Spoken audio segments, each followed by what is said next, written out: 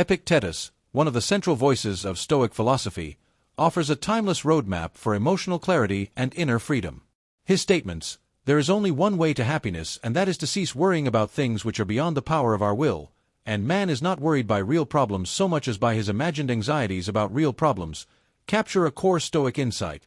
Most of our suffering comes not from the world itself, but from our interpretations of it.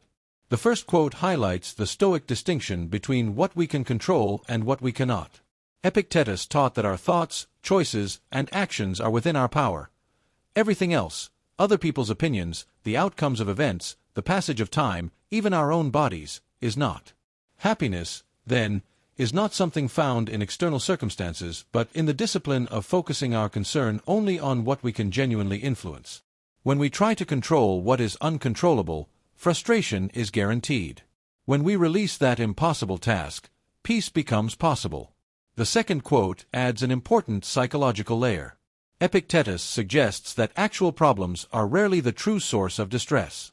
Instead, it is the mind's tendency to amplify, distort, or invent threats that generates anxiety.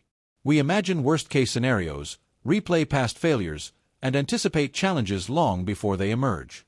In doing so, we suffer more in imagination than in reality. By recognizing this tendency, we can learn to question our catastrophic thoughts rather than blindly accepting them. Together, these ideas form a practical method for reducing unnecessary worry. When confronted with stress, we can ask, "Is this within my control?" If the answer is no, we practice letting go. If yes, we focus on thoughtful action. We can also challenge our anxious narratives by distinguishing between what is actually happening and what we are merely projecting. Epictetus does not promise a life free from challenges.